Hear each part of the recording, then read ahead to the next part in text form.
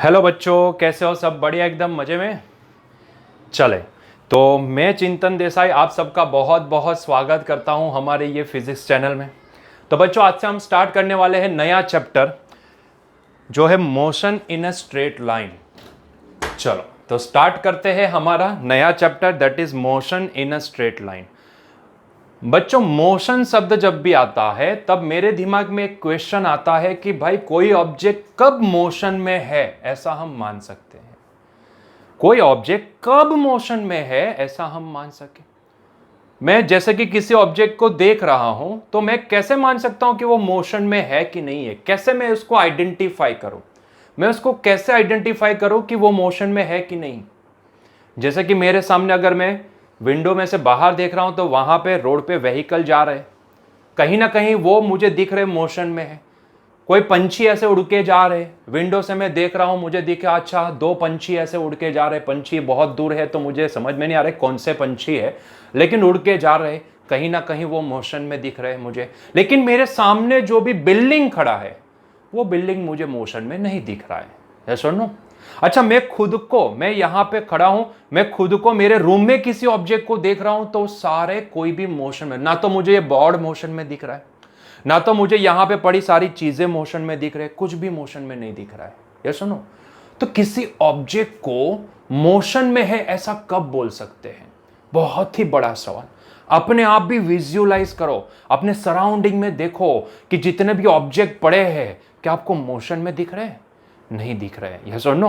लेकिन जैसे विंडो के बाहर देखोगे, हाँ वहां पे पेड़ पौधे जो भी दिख रहे हैं, बिल्डिंग्स वगैरह दिख रही है, ठीक है, वो सारे स्टेडी दिख रही है। लेकिन उसी के सामने अगर आपको कोई एक व्हीकल नजर आ जाए तो वो व्हीकल कुछ मोशन में दिखेगा। तो किसको मैं मोशन में बोलूं? मोशन में है ऐसा कब बोल सकता हूं? सबसे बड़ा सवाल, सबसे बड़ा सवाल कि कोई ऑब्जेक्ट मोशन में है ऐसा कब बोल सकते हैं। तो सुनो, और जो मैं यहां पर डेफिनेशन बोलूंगा ना उसको ध्यान से समझना और फिर एक बार वापस सराउंडिंग में देखना, तो आपको समझ में आ जाएगा कि हां मोशन में कोई ऑब्जेक्ट है वो तब बोल सकते हैं जब ये कंडीशन सेटिस्फाई होती है। Yes or no? तो ध्यान से सुनना, कब ऑब्जेक्ट मोशन में है ऐसा कब बोल सकते हैं? तो if any object changes its position with respect to another object, ध्यान से समझना, if any object changes its position with respect to another object then it is said to be in motion with respect to another object. Otherwise, it is said to be in rest condition. Yes or no? तो कहीं ना कहीं अभी यही definition को ध्यान से surrounding में लगाओ, सराउंडिंग में लगाओ और देखो आपको जो भी सराउंडिंग में जो भी ऑब्जेक्ट स्टेडी नजर आ रहे हैं वो क्यों स्टेडी है? कहीं ना कहीं वो किसी और ऑब्जेक्ट के रिस्पेक्ट में, वो चाहे आप हो, आपके रिस्पेक्ट में वो अपना पोजीशन नहीं चेंज कर रहे, या फिर किसी और के रिस्पेक्ट में, मतलब कि आप किसी ऑब्जेक्ट को देख रहे हो उसको कंपेयर कर, अच्छा ये ऑब्जेक्ट मैंने टेबल के ऊपर रखा हुआ है और टेबल के रिस्पेक्ट में वो वहीं पे पड़ा हुआ है, यस और नो? तो कहीं ना कहीं वो स्टेडी दिख रहा है। बाहर देखोगे पेड़ पौधे दिख रहे हैं, जमीन के रिस्पेक्ट में, ग्राउंड के रिस्पेक्ट में कहीं नहीं जा रहे हैं। ग्राउंड कहां पे जाती है? ग्राउंड कहीं नहीं जाती है, यस और नो? तो ग्राउंड पे रिस्पेक्ट में मैंने देखा कि भाई वो सामने बिल्डिंग खड़ा हुआ है, वो विथ रिस्पेक्ट टू ग्राउंड मैंने जब उसको देखा, किसी एक ऑब्जेक्ट के रिस्पेक्ट या फिर मेरे रिस्पेक्ट में मैंने उसको देखा, ठीक है, मैं अपने आप को, क्योंकि आई एम द ऑब्जर्वर। देखो ये अभी से जो चैप्टर स्टार्ट होंगे ना उसमें सारी चीजें ना ऑब्जर्वेशन के ऊपर डिपेंड करेगी। And you are the observer, जो एक्सपेरिमेंट करेगा that will be the observer, वही ऑब्जर्वर होगा, यस और नो? और आप ऑब्जर्वर बन के सारी चीजें यहां पे ऑब्जर्व करोगे तो आप अपने रिस्पेक्ट में देख लो उसको, ठीक है? जैसे कि आप यहां पे खड़े खड़े इसको ऑब्जर्व कर रहे हो, बाहर से खिड़की से बाहर देख रहे हो, अच्छा बिल्डिंग दिख रहा है, मस्त बिल्डिंग है, 13 माले की बिल्डिंग है, बहुत ही बढ़िया। या सुनो, क्या आपको स्टेडी दिख रही है? हाँ, क्योंकि आप भी यहां से शांति से स्टेडी खड़े रह के उसको ऑब्जर्व कर रहे हो, या सुनो। तो आपको आपके रिस्पेक्ट में देखो या फिर ग्राउंड के रिस्पेक्ट में, आपने नीचे नजर लगाई, अच्छा ग्राउंड के रिस्पेक्ट में मैंने देखा वो भाई वहीं की वहीं पड़ी है, वहीं की वहीं पड़ी है, यस और नो? तो क्या वो मुझे स्टेडी दिख रही है? हाँ, यस और नो? अच्छा किसी एक पेड़ पौधे के रिस्पेक्ट में उसको देखो, यहां पे मैंने एक बार ये पेड़ को देखा, और सामने बिल्डिंग को देखा, पेड़ को देखा, बिल्डिंग को, अरे भैया दोनों वहीं के वहीं दिख रहे, तो with respect to that tree वो बिल्डिंग क्या है, स्टेडी है। अरे खुद को देखो भाई, मैं तो यहां से ऑब्जर्व कर रहा हूं, मैंने अपने आप को देखा वहां, देखा अपने आप को देखा वहां, अच्छा मेरे रिस्पेक्ट में वो बिल्डिंग कहीं नहीं जा रही, मुझे वहीं पे वहीं दिखती है। तो जब जब कोई ऑब्जेक्ट किसी के रिस्पेक्ट में अगर अपनी पोजीशन चेंज कर रहा है, जैसे उंगली को देखो, उंगली को देखो, क्या दिखा आपको, क्या ये उंगली आपको अब मेरे रिस्पेक्ट में, क्योंकि बैकग्राउंड में कौन दिख रहा है, मैं दिख रहा हूं, बैकग्राउंड में कौन दिख रहा है, मैं दिख रहा हूं, यस और नो, अरे भाई दिखाई दे रहा हूं कि नहीं, सही यस और नो। तो मुझे देखो, मुझे देखते देखते इस उंगली को ऑब्जर्व करो, तो आपको क्या दिखेगा, मेरे रिस्पेक्ट में ये उंगली क्या कर रही है, अपनी पोजीशन चेंज कर रही है। तो कहीं ना कहीं मैं मोशन में नहीं दिखूंगा, उंगली मोशन में दिखेगी, यस और नो, है कि नहीं। तो कोई भी ऑब्जेक्ट मोशन में तब बोला जाता है, कोई भी ऑब्जेक्ट मोशन में तब बोला जाता है जब किसी एक ऑब्जेक्ट के रिस्पेक्ट में वो वाला ऑब्जेक्ट अपनी पोजीशन, यहां पे position with respect to another object, वो अपनी पोजीशन कंटिन्यूअसली चेंज करता हो टाइम बाय टाइम, तो आपको वो मोशन में लगता है, तब आपको वो मोशन में लगता है। होता है कि नहीं होता है, ध्यान से बोलना, होता है तो यस बोलना, नहीं होता है तो ना बोलना।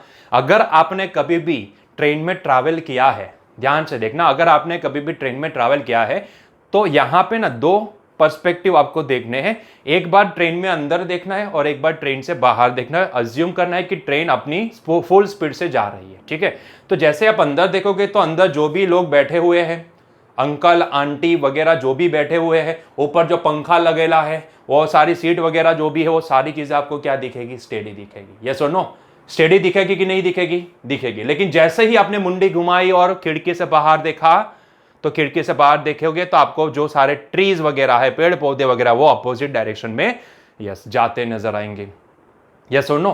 तो देखो, यहां पे देखा तो आपको सब स्टेडी दिख रहे, यहां पे देखा तो आपको सब मोशन में दिख रहे, क्योंकि आप खिड़की से बाहर देख रहे हो, यस और नो। और खिड़की से बाहर देखोगे तो कहीं ना कहीं वो ऑब्जेक्ट आपके रिस्पेक्ट में, आपको ऐसा लगेगा कि आप स्टेडी हो और वो ऑब्जेक्ट अपोजिट डायरेक्शन में जा रहा है, यस। ट्रीज, पेड़ पौधे वगैरह जो भी है बाहर, जो वो कोई नेम प्लेट वगैरह जो भी होगी, वहाँ पे जो कोई भी नज़दीक में कोई स्टेशन आएगा, प्लेटफॉर्म जाएगा, वो सारी चीज़ें जो भी है वो आपको मोशन में दिखेगी। रियलिटी क्या है, वो स्टेडी है, आप मोशन में हो। लेकिन आपको यही फील आती है कि भाई बाहर देखा, अरे तेरी ये सारे तो सब मोशन में है कि नहीं। लेकिन जैसे अंदर देखा, अरे यार ये लोग तो सारे स्टेडी है, तो आपको तो यही फील आएगी कि भाई मैं भी स्टेडी हूं, मैं भी, क्योंकि मेरे सामने बैठा हुआ आदमी, ऊपर बैठा हुआ आदमी, ऊपर लगा हुआ पंखा, लाइट वगैरह सब कुछ स्टेडी है, यस और नो। यही दिखेगा कि नहीं दिखेगा, यस और नो। तो यही इंपॉर्टेंट चीज होती है कि जब आपको ये होता है, दो पर्सपेक्टिव आते हैं ऐसे, यस और नो। जब ट्रेन में ट्रैवल करते हो, अरे वो छोड़ो, 4 व्हील में ट्रैवल करते हो, तो आपने जो अपना बैग ऐसे ऐसे लटकाया है, तो बैग आपके रिस्पेक्ट में देखोगे तो बैग स्टेडी है। लेकिन कोई बाहर वाला आदमी उसको देखेगा तो उसको क्या लगेगा, आप भी मोशन में हो, कार भी मोशन में है, आपकी बैग भी मोशन में है, यस और नो, है कि नहीं। तो जब भी कोई ऑब्जेक्ट मोशन में हो तब कब बोला जाता है, जब भी कोई ऑब्जेक्ट किसी और ऑब्जेक्ट के रिस्पेक्ट में अपना पोजीशन चेंज करता हो विथ रिस्पेक्ट टू टाइम, तो वो मोशन में है, ऐसा बोला जाता है। अदरवाइज वो रेस्ट कंडीशन में है। समझ रहे हो, यस और नो। अच्छा, तो यहां पे बहुत ही इंपॉर्टेंट पॉइंट आ जाता है कि सर क्या सभी ऑब्जेक्ट रेस्ट कंडीशन में होते हैं या फिर सभी ऑब्जेक्ट मोशन में ही होते हैं। देखो, ये रिस्पेक्टनेस पे चली जाती है सारी चीजें। हम किसको किसको स्टेडी बोले, किसको किसको मोशन में बोले, मैंने बताया नहीं, वो ऑब्जर्वर के ऊपर डिपेंड करता है। ऑब्जर्वर डिसाइड करेगा कि भाई ये स्टेडी है कि मोशन में है, ठीक है। मैंने क्या एग्जांपल दिया कि ट्रेन में अगर आप बैठे हो, ट्रेन जा रही है, आपने किसी सराउंडिंग में, आजू बाजू में कहीं पे देखा, अंदर ट्रेन के अंदर देखा, तो सारे स्टेडी दिखेंगे, तो आपका पर्सपेक्टिव है, आपने ऐसा देखा। लेकिन जैसे आपने मुंडी बाहर की तो आपको खिड़की से क्या देखा, सारे ऑब्जेक्ट मोशन में दिख रहे हैं, यस और नो। हालांकि वहां पे कोई बाहर आदमी जो खड़ा है, वो अगर ट्रेन को देखेगा या फिर ट्रेन में बैठे हुए सभी लोगों को देखे, तो उसके लिए तो वो सारे मोशन में होंगे, यस और नो। तो सारी चीजें किसके ऊपर जाती है, ऑब्जर्वर के ऊपर जाती है, यस और नो। हमें लगता है कि ग्राउंड स्टेडी है, समझना, हमें लगता है कि ग्राउंड स्टेडी है, ग्राउंड कहीं पे, कोई रास्ता कहीं पे जाता है क्या, सर रास्ता अरे भाई रास्ता कहीं पे नहीं जाता है, आपको रास्ते पे जाना पड़ता है, यस और नो। तो रास्ता क्या अपनी पोजीशन बदलता रहता है क्या, रास्ता अपनी पोजीशन बदलता रहता है क्या, नहीं। ग्राउंड कहीं पे ट्रैवल करके जाती है क्या, नहीं। बिल्डिंग कभी भी ट्रैवल करके जाती है क्या, बिल्डिंग कभी भी ट्रैवल करके जाती है क्या, नहीं। क्योंकि आप जहां पे खड़े हो ना, वहां से उसको ऑब्जर्व करो, आप कहां पे हो, ग्राउंड के ऊपर, और वहीं से आप ग्राउंड को ऑब्जर्व कर रहे हो, वहीं से आप बिल्डिंग को ऑब्जर्व कर रहे हो। कहीं ना कहीं building is a part of that ground, क्योंकि वो बिल्डिंग ग्राउंड के ऊपर खड़ी हुई है, ठीक है। तो आपको क्या दिखेगा, वो स्टेडी ही दिखेगी। लेकिन रियलिटी बताऊं, पृथ्वी के घूमने से, अर्थ के घूमने से बिल्डिंग भी अपनी पोजीशन चेंज करती है। तो आपको क्या करना है पता है, ग्राउंड को छोड़ के बाहर चले जाओ स्पेस में, जहां पे हमारा इंटरनेशनल स्पेस सेंटर खड़ा है, ठीक है। वहां पे चले जाओ, वहां से देखोगे तो अर्थ घूमती नजर आएगी। मतलब कि वहां पे लगे हुए बिल्डिंग वगैरह सारे जो भी है वो घूमेंगे या सुनो। तो कहीं ना कहीं हमने जब ग्राउंड से देखा ना, तो सारे बिल्डिंग ग्राउंड सभी क्या दिख रहे थे, स्टेडी दिख रहे थे। लेकिन जैसे बाहर गए तो रोटेट होते दिखे, घूमते दिखे, या सुनो, है कि नहीं। तो सारा खेल किसका है, सारा खेल ऑब्जर्वर के ऑब्जर्वेशन का। किसके रिस्पेक्ट में आप देख रहे हो, बहुत ही इंपॉर्टेंट, कहां से देख रहे हो, जिसको मैं बोलूंगा कहां से। रेफरेंस प्लेन आएगी, इसके बाद का टॉपिक है रेफरेंस प्लेन। ऑब्जर्वर कहां से ऑब्जर्व करता है, इट मैटर्स अ लॉट। अगर आप ट्रेन में बैठे हो तो आप जैसे अंदर देखोगे सारे ऑब्जेक्ट आपको स्टेडी ही दिखेंगे, क्योंकि आप किसके रिस्पेक्ट में देख रहे हो, अपने रिस्पेक्ट में, और ट्रेन के कंपार्टमेंट के रिस्पेक्ट में देख रहे हो, और वो आपको स्टेडी ही लगेगा, यस और नो। लेकिन कोई बाहर वाला आदमी बाहर से देखेगा ना, तो आप सब लोग उसको मोशन में देखेंगे। यही तो होता है, यही तो होता है, ठीक है। तो ये सारे रिस्पेक्टनेस पे जाती है, ऑब्जर्वर के ऑब्जर्वेशन पे जाती है सारी चीजें। मतलब मैं उसको बोलूंगा सीधा रेफरेंस प्लेन पे जाती है, ठीक है। आप ग्राउंड को स्टेडी मानते हो, लेकिन जैसे ही अर्थ की सरफेस को छोड़ दिए और स्पेस में चले गए और वहां से देखा, तो ग्राउंड अभी स्टेडी नहीं है, बिल्डिंग अभी स्टेडी नहीं है, वो मोशन में है, समझ रहे हो, यस और नो। वैसे अर्थ आपको यहां पे बैठे हो, आपको लगता है कि अर्थ तो स्टेडी है, यस और नो, ऐसा ही लगता है ना, अर्थ तो स्टेडी है। लेकिन क्या सच में वो स्टेडी है? अरे भैया, वो तो सन के ऑर्बिट में घूमते हैं, सन के सराउंडिंग में, यस और नो, वो तो ऑर्बिट में घूमती है, यस और नो, तो वो स्टेडी नहीं है। लेकिन आप जहां से ऑब्जर्व करते हो, वहां से तो आपको स्टेडी ही नजर आती है। क्योंकि ऐसा क्यों होता है? क्योंकि ऐसा इसलिए होता है कि जिसके रिस्पेक्ट में आप उस ऑब्जेक्ट को ऑब्जर्व कर रहे हो, उसके रिस्पेक्ट में वो ऑब्जेक्ट पोजीशन चेंज नहीं कर रहा है, इसीलिए वो क्या कहलाएगा, रेस्ट कंडीशन में। लेकिन जैसे ही आपने अपना, जिसके रिस्पेक्ट में आप ऑब्जर्व कर रहे थे, उस रिस्पेक्टनेस को बदल दिया, अर्थ के जमीन पे ऊपर, अर्थ के ऊपर खड़े रह के अर्थ को ऑब्जर्व करोगे, तो भैया आपको वो क्या नजर आएगी, रेस्ट कंडीशन में नजर आएगी। लेकिन जैसे ही स्पेस में चले गए, स्पेस के रिस्पेक्ट में आप इसको ऑब्जर्व करोगे, वो रोटेट करती नजर आएगी, है कि नहीं। तो सारा खेल किसका है, मैं बोलूंगा रेफरेंस में। इसका नहीं, ये तो डेफिनेशन है, किसको मोशन में बोलोगे और किसको नहीं बोलोगे, ठीक है। इसकी डेफिनेशन जो है ना, वो डिप्लोमेटिक है, वो सभी जगह पे लग जाती है। डिप्लोमेटिक इसलिए मैं बोलता हूं क्योंकि आप जज नहीं कर पाओगे किसको मोशन में बोलूं, किसको नहीं बोलूं, ठीक है। अर्थ को अर्थ के रिस्पेक्ट में देखूं तो, जैसे कि ट्री है, अर्थ को अर्थ के रिस्पेक्ट में देखने की बात नहीं है, बिल्डिंग को अर्थ के रिस्पेक्ट में देख लो, ट्री को अर्थ के रिस्पेक्ट में देख लो, ठीक है। तो वो सारे क्या है, स्टेडी है, क्योंकि आपने जिसके रिस्पेक्ट में देख रहे हो ना, वो खुद एक स्टेडी है। वो एक ऐसा रेफरेंस प्लेन जहां पे आप खड़े हो और वहीं से आप उसको ऑब्जर्व कर रहे हो, इसलिए मैं बोल रहा हूं कि वो रेफरेंस प्लेन के ऊपर जाती है। लेकिन वही डेफिनेशन चेंज हो जाएगी कब, यही डेफिनेशन जो आपको रेस्ट कंडीशन दे रही है, वही डेफिनेशन चेंज हो जाएगी जब आप उसको स्पेस से देखोगे। ये सुनो, यहां से चले गए, अर्थ को छोड़ के कहां चले गए, स्पेस सेंटर में, इंटरनेशनल स्पेस सेंटर पे चले गए और वहां से देखा, या फिर थोड़े ऊपर चले गए, एक हीलियम बलून में बैठे और ऊपर से ऊपर जा रहे कहीं पे एक लेवल पे आके वो स्टेडी हो गया, और आप नीचे देख रहे हो तो आपको अर्थ ना स्लोली नजर आएगी, स्लोली, लेकिन घूमती तो नजर आएगी, या सुनो, तो वो बिल्डिंग अपना पोजीशन चेंज करता नजर आएगा, है कि नहीं। तो तब यही डेफिनेशन क्या बोलेगी, यही डेफिनेशन बोलेगी भाई वो बिल्डिंग तो मोशन में है, ये सुनो, मोशन में है। कैसे? क्योंकि आपने डेफिनेशन में कोई गलत नहीं है। एक बार डेफिनेशन बोल रही है कि भाई ये आपने जो ऑब्जेक्ट को देखा वो मोशन में, एक बार बोले कि भाई वो तो स्टेडी है। भैया डेफिनेशन में क्लियर कट बोला है, डेफिनेशन में क्या बोला, if any object changes its position with respect to another. तो ये रिस्पेक्ट जो है ना, विथ रिस्पेक्ट टू अनदर, किसके रिस्पेक्ट में आप देख रहे हो, ठीक है। जिसके रिस्पेक्ट में देख रहे हो, उसके रिस्पेक्ट में अगर ये ऑब्जेक्ट अपनी पोजीशन चेंज कर रहा है तो वो मोशन में दिखेगा, अदरवाइज वो मोशन में नहीं दिखेगा, ठीक है। तो डेफिनेशन अपने हिसाब से एकदम परफेक्ट है। आपको डिप्लोमेटिक लगता है, लेकिन वो एकदम परफेक्ट है, या सुनो, परफेक्ट डेफिनेशन है। आई बात समझ में, किसको मोशन में बोला जाता है। मैं हमेशा ये नहीं बोल सकता बिल्डिंग स्टेडी है, नहीं, बिल्डिंग स्टेडी है नहीं, मैं नहीं बोल सकता। बिल्डिंग मुझे स्टेडी इसलिए है क्योंकि मैं अर्थ से ही उसको ऑब्जर्व कर रहा हूं, ग्राउंड से ही उसको ऑब्जर्व कर रहा हूं। या सुनो, जैसे स्पेस में चला जाऊं या फिर कोई हाइट पे चला जाऊं और 24 घंटे तक उसके ऊपर फोकस रखूं, वो अपनी पोजीशन वहां से ग्राउंड से पर्टिकुलर हाइट पे चला गया और वहां से मैं अपनी पोजीशन चेंज नहीं करता, तो अर्थ अपनी पोजीशन चेंज करेगी, तो तब मुझे वो ऑब्जेक्ट, वो बिल्डिंग क्या नजर आएगा, मोशन में नजर आएगा। तो मेरा रिस्पेक्ट प्लेन जो भी है, sorry it was called actually, okay sorry for that, बीच में कॉल आ गया एक्चुअली। चलो, सो कहीं ना कहीं वो अपनी पोजीशन चेंज करेगा जब आप स्पेस से, वो हाइट से आप इसको मेजर करोगे, इसको देखोगे, तो अभी वही बिल्डिंग आपको मोशन में नजर आएगा। इसीलिए डेफिनेशन ने क्या बोला, if any object changes its position with respect to another object then it is said to be in motion. Clear हुआ पॉइंट? क्लियर हुआ पॉइंट है कि नहीं? चलो, तो ये हो गई मोशन की बात। अभी बात ये करते हैं कि जब भी, क्योंकि यहां पे अभी से हम क्या स्टार्ट करने वाले, कोई ऑब्जेक्ट अगर मोशन में है तो उसके पैरामीटर निकालने वाले कि भैया वो कितनी वेलोसिटी से जा रहा है, कितने टाइम में डिस्टेंस इतना ट्रैवल कर रहा है, कितना एक्सेलरेशन उसका है, कितना फोर्स उसके ऊपर लगा, तो सारे अभी एनालिसिस करने वाले। तो एनालिसिस करने के लिए मुझे कहीं ना कहीं यहां पे ना ये ऑब्जेक्ट को ऑब्जेक्ट की तरह नहीं देखना होगा। ठीक है, समझो, बात को समझो कि मैंने बोला कि भाई ये जो अर्थ है और ये जो मून है, ठीक है, मून अर्थ के ऑर्बिट में ऐसे चक्कर लगा रहा है क्योंकि इन दोनों के बीच में एक अट्रैक्शन वाला एक फोर्स है जो सेंट्रीपिटल फोर्स की तरह काम करेगा, जिसको हम ग्रेविटेशनल फोर्स बोलते हैं। तो अगर जब मुझे अर्थ एंड मून की, मुझे ये निकालना है कि मून कितनी रेडियस में घूम रहा है, मून की वेलोसिटी, ऑर्बिटल वेलोसिटी क्या है, मून के ऊपर कितना फोर्स लगेगा, तो सोचो ना, मून की साइज कितनी बड़ी है, अर्थ की साइज कितनी बड़ी है। मैं अर्थ के ऊपर बैठ के अर्थ को ड्रॉ करूं,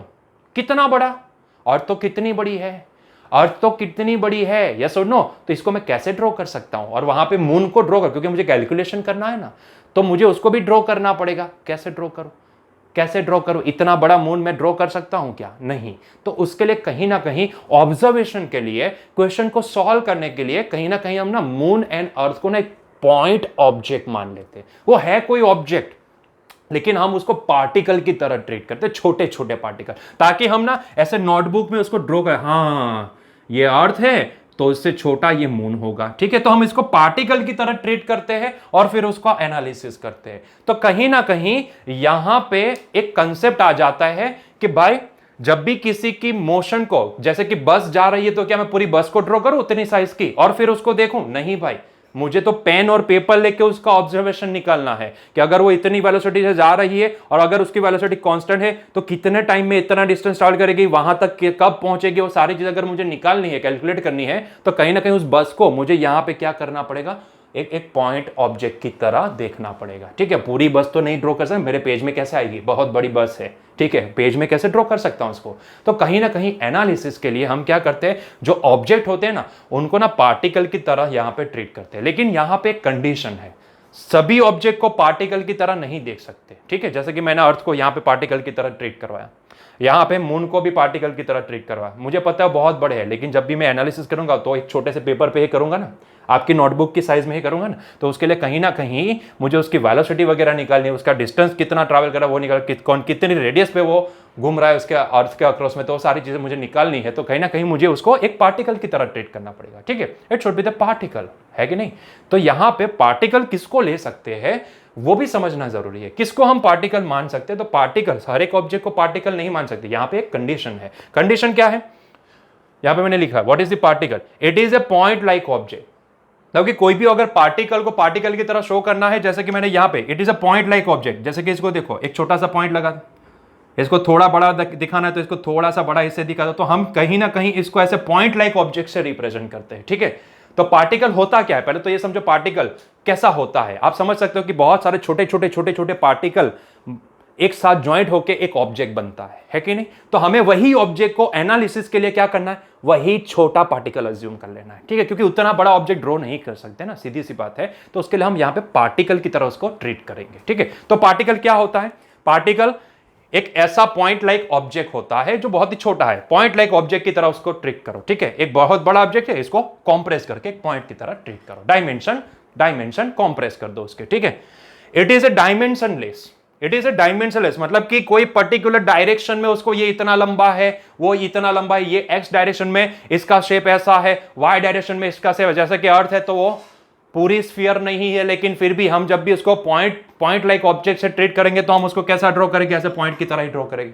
तो यहां पे उसका डायमेंशन नहीं होना चाहिए कि भाई अर्थ तो ऊपर से ऐसी है और फिर ऐसी है, ऐसी ऐसे, मतलब कि जो भी है ऑरेंज जैसी है या सुनो, तो ऑरेंज की तरह हमें उसको नहीं ट्रीट करना है, उसका डायमेंशन जो भी है, क्योंकि अगर मैं अर्थ को बोलूं तो यहां पे थोड़ा ऐसे पोर्शन, यहां पे थोड़ा ऐसे, तो यहां पे इसकी ये डायमीटर और ये डायमीटर में डिफरेंस है, ठीक है, ये डायमीटर बड़ा है और ये डायमीटर छोटा है, ठीक है, there is around 30 kilometre difference between the radius के बीच में, sorry 30 kilometre difference between diameter इसका और इसके बीच में, ठीक है। तो उसको नहीं है यहां पे देखना है, जब भी आप उसको पॉइंट ऑब्जेक्ट की तरह ट्रीट करो तो डायमेंशन भूल जाओ, एक छोटा सा पॉइंट ही लगा दो, यही हो जाएगी हमारी अर्थ, ठीक है, यही हो जाएगी अर्थ। तो ये ऑब्जेक्ट, पॉइंट ऑब्जेक्ट कैसा होना, मतलब कि पार्टिकल कैसा होना चाहिए, तो it should be point like object, it is dimensionless, it has no any dimension, मतलब कि यहां पे उसकी लेंथ इतनी वो सारी वगैरह, यहां पे डायमेंशन वगैरह चेक करने की जरूरत नहीं है, या सुनो कि इसकी रेडियस इतनी है, तो वो सारी चीजें यहां पे बताने की जरूरत नहीं, डायमेंशन बताना ही नहीं है पॉइंट लाइक ऑब्जेक्ट, पॉइंट के लिए डायमेंशन क्या लिखेंगे, ठीक है। And the last one is it can only perform a linear motion, मतलब कि कहीं ना कहीं हम उसको देखेंगे तो उसकी मोशन जो भी होगी वो लीनियर की तरह ही होगी, लीनियर मोशन होगी, स्ट्रेट लाइन वाली मोशन होगी, तभी हम उसको पार्टिकल मान सकते हैं, ठीक है। ये कंडीशन है, पार्टिकल को शो करने की एक कंडीशन है कि पार्टिकल कैसा होना चाहिए, तो पार्टिकल ऐसा होना चाहिए।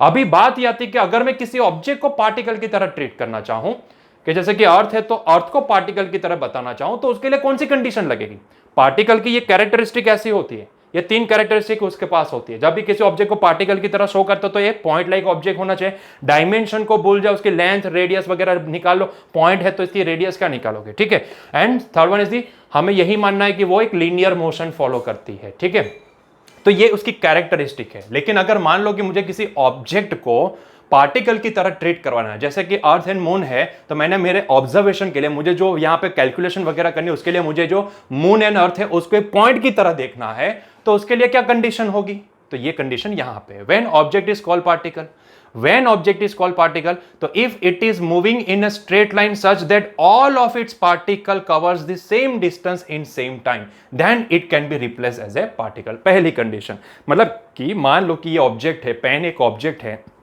तो मैंने बोला कि पेन ऐसे जा रहे स्ट्रेट लाइन में, तो कहीं ना कहीं उसके जो छोटे छोटे पार्टिकल, जिन पार्टिकल की वजह से पेन बनी है, वो सारे पार्टिकल इक्वल टाइम में इक्वल डिस्टेंस ट्रैवल करते दिखने चाहिए, ठीक है। मतलब कि मैं अगर इसको देसी भाषा में समझाऊं तो मैं ये बोल सकता हूं कि ये पेन जब भी ट्रैवल करती है तो खींची चली जाए, या फिर एक्सपांड हुए, या फिर सारे पार्टिकल अलग हो जाए और ऐसे अलग अलग मोशन करे, सारे पार्टिकल, इसके छोटे छोटे पार्टिकल अलग अलग मोशन करे, और जब रुक जाए तब सारे पार्टिकल वापस चिपक जाए, ऐसा नहीं दिखना चाहिए। पेन कांस्टेंट दिखनी चाहिए, मतलब उसके पार्टिकल अपने साथ बॉन्डिंग में दिखने चाहिए और साथ में ट्रैवल करते, मतलब कि पेन जब भी ट्रैवल करे तो पूरी दिखनी चाहिए, उसका ये पीछे वाला हिस्सा है, उसके छोटे छोटे पार्टिकल ऐसे पीछे रह जाएंगे, अलग वेलोसिटी से ट्रैवल करेंगे, आगे वाले हिस्सा है उसके जो पार्टिकल है छोटे छोटे वो सारे अलग वेलोसिटी, ऐसा नहीं दिखना चाहिए, यस और नो। ये पहली कंडीशन है, ये पहली कंडीशन है। एंड दूसरी कंडीशन क्या है, when the dimensions of two objects are negligible with respect to the distance between them, मतलब कि एक अर्थ एंड एक मून है,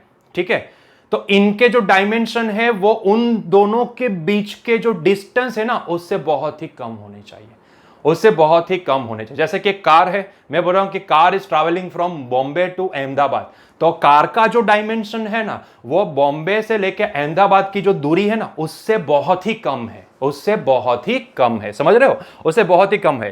क्या कार क्या यहां से बॉम्बे का मान लो डिस्टेंस 400 किलोमीटर, तो क्या कार क्या उतनी लंबी होती है, कार उतनी लंबी होती है नहीं, कार तो छोटी है, तो उसका डायमेंशन कंपेयर टू, मान लो अहमदाबाद नहीं जाना है तो बॉम्बे से लेकर सूरत तक की जो दूरी है, ठीक है, वो जो डिस्टेंस है उससे कार का डायमेंशन नेग्लिजिबल होना चाहिए। तो बात तो सही है ना, कार क्या किलोमीटर लंबी होती है क्या, नहीं, कार किलोमीटर लंबी भी नहीं होती है, यस और नो। तो इसका मतलब है कहीं ना कहीं हम ये 400 किलोमीटर के सामने उसकी जो लेंथ है ना मीटर में, हम वहां पे मीटर में मेजर कर सकते हैं लेंथ, तो मीटर वो किलोमीटर के रिस्पेक्ट में हम नेग्लिजिबल मान सकते हैं। तो तब वो कार को हम पॉइंट ऑब्जेक्ट मान सकते हैं, समझ रहे हो, तब हम उसको पॉइंट ऑब्जेक्ट मान, जैसा कि एक ट्रेन है जो ट्रैवल कर रही है from one city to another city, तो सिटी के बीच की जो दूरी है ना, सिटी के बीच की, मतलब कि मान लो कि बॉम्बे से लेकर सूरत की ले लो, तो एक ट्रेन है, एक पैसेंजर ट्रेन है, वो यहाँ पे ट्रैवल करे, तो कहीं ना कहीं वो ट्रेन को मैं इतनी छोटी दिखा सकता हूँ, ठीक है, क्योंकि उसका डायमेंशन है वो इन दोनों के बीच की दूरी से नेग्लिजिबल होता है, ठीक है, तो आप इसको नेग्लेक्ट कर सकते हैं,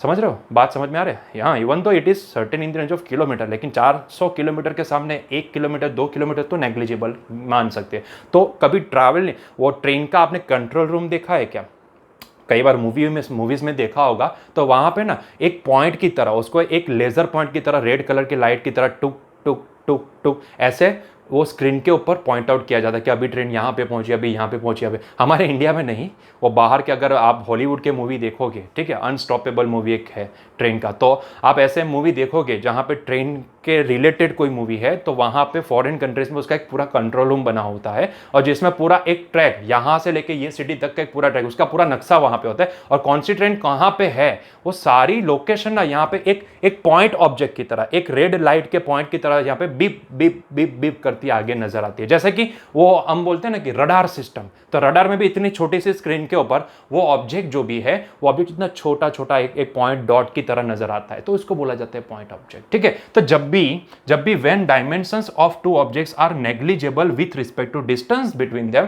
then it can be considered as a point object, या मतलब कि पार्टिकल, ठीक है। तो ये दो कंडीशन अगर सेटिस्फाई होती है, ये दो कंडीशन अगर सेटिस्फाई होती है, तो हम किसी भी ऑब्जेक्ट को पार्टिकल की तरह ट्रीट कर सकते हैं, ठीक है, और मैक्सिमम टाइम हम यही करेंगे, ऑब्जेक्ट को पार्टिकल की तरह ही देखेंगे। मैं पूरी कार नहीं ड्रॉ करूंगा, अगर वो ट्रैवल कर रही है दो सिटी के बीच में, मुझे वेलोसिटी निकालने को बोला, कितना टाइम लगेगा वो निकालने को बोला, तो कहीं ना कहीं मैं उसको पॉइंट ऑब्जेक्ट की तरह ही ट्रीट करूंगा, ठीक है। ये बहुत ही इंपॉर्टेंट पॉइंट है, यस और नो।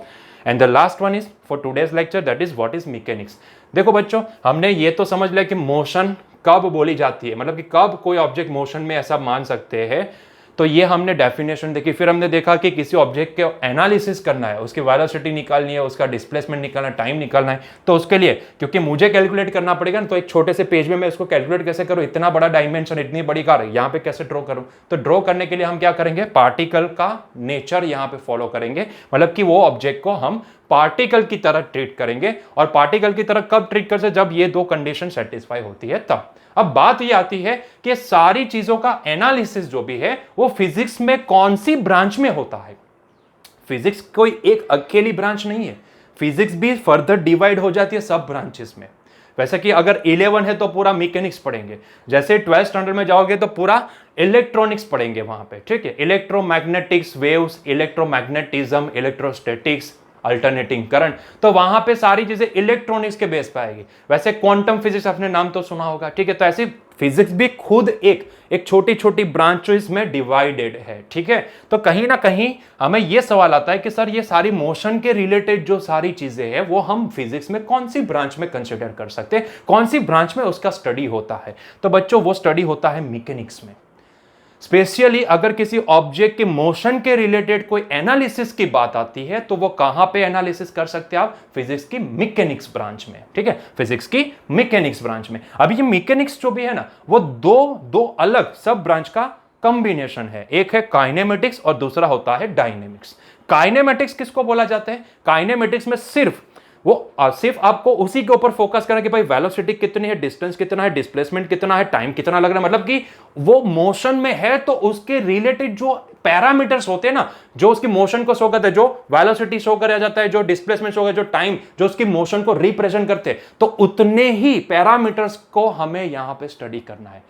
वो क्यों मोशन में आई उसको समझने की जरूरत नहीं है, मोशन का कॉज क्या है उसको जानने की जरूरत नहीं है, मतलब कि हमें सिर्फ उसके मोशन से रिलेट करने वाले पैरामीटर को ही स्टडी करना है, दैट्स इट।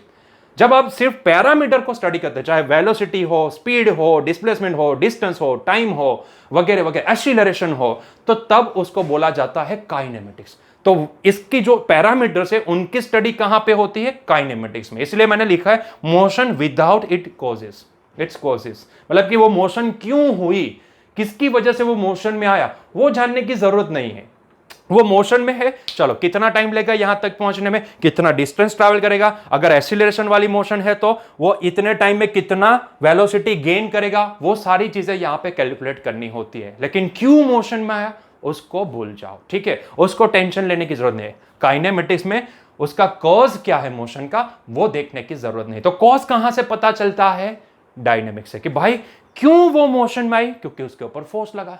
क्यों फोर्स लगा, क्योंकि भाई वो एंगल पे था, तो ग्रेविटी की वजह से एक कंपोनेंट ग्रेविटी का यहां पे आ गया, तो इसकी वजह से वो मोशन में आ गया, ठीक है। तो क्यों, कॉज जो भी है ना, क्यों मोशन में आया, वो कहां पे स्टडी किया जाता है, डायनेमिक्स में, ठीक है। तो इट इज द कॉम्बिनेशन, जब दोनों को जोड़ दो, कॉज भी जान लो और उसके पैरामीटर भी कैलकुलेट कर दो, तो भैया उसको बोला जाता है मैकेनिक्स।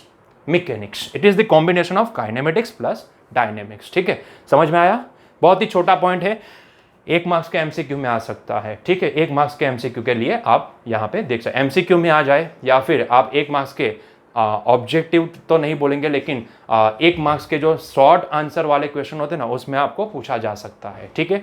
तो क्लियर हुआ व्हाट इज मैकेनिक्स। तो ये सारी जो भी हम मोशन अभी देखने वाले हैं, अलग अलग motion in 1 dimension, motion in 2 dimension, projectile motion जिसको बोला जाता है, तो सारी चीजें कहां पे आएगी, तो कहीं ना कहीं फिजिक्स की मैकेनिक्स ब्रांच में उसकी स्टडी है। किसके ऊपर फोर्स लगा, कौन सा फोर्स लगा, क्यों सर्कुलर मोशन हो, सारी चीजें कहां पे बिलोंग करती है, फिजिक्स के मैकेनिक्स ब्रांच में। और मैकेनिक्स ब्रांच खुद एक 2 ब्रांचेस की कॉम्बिनेशन है, काइनेमेटिक्स एक डायनेमिक्स। काइनेमेटिक्स मतलब कि वहां पे सिर्फ पैरामीटर को स्टडी कर दो, कॉज क्या है, क्यों मोशन में आया, वो देखने की जरूरत नहीं है, सिर्फ पैरामीटर कर दो, वेलोसिटी कितनी है, डिस्टेंस कितना ट्रैवल करेगी, कितने टाइम तक वो यहाँ पे पहुंचने में कितना टाइम लेगी, कितनी वेलोसिटी गेन करेगी अगर एक्सीलरेशन वाली मोशन, तो यही यहाँ पे फोकस होता है। लेकिन यहाँ पे डायनेमिक्स में क्या होता है, उसका कॉज भी जाना जाता है कि क्यों वो मोशन में आया, ठीक है। अगर उन दोनों को जोड़ दो तो जो ब्रांच बनेगी उसको बोला जाता है मैकेनिक्स। क्लियर हुआ पॉइंट। तो आई होप सो कि आज का लेक्चर मैंने जो भी समझाया वो आपको समझ में आया होगा, ठीक है। हमने पूरी कोशिश की आपको अच्छे से समझाने की। आई होप सो अगर आपको फिर भी समझ में नहीं आता है, कोई डाउट है, तो आप कमेंट सेक्शन में हमें डाउट पूछ सकते हो, ठीक है। तो उम्मीद करते हैं कि आपको हमारा लेक्चर पसंद आया होगा। तो बच्चों अगर पसंद आया तो प्लीज लाइक कर दो, लाइक तो बनता है, जितना आप सपोर्ट करोगे उतना हमें भी मजा आएगा पढ़ाने में, ठीक है। या सुनो, आपकी एक लाइक हमें पुश करती है, हमें एक एनर्जी देती है अच्छे से और कंटेंट को लाने की, ठीक है। क्लियर है। चलो, तो आज का लेक्चर यहां पे हम एंड करते हैं। अगर चैनल सब्सक्राइब नहीं किया तो प्लीज सब्सक्राइब कर दो, ठीक है। मिलेंगे नेक्स्ट लेक्चर में। Till then enjoy your day, bye bye.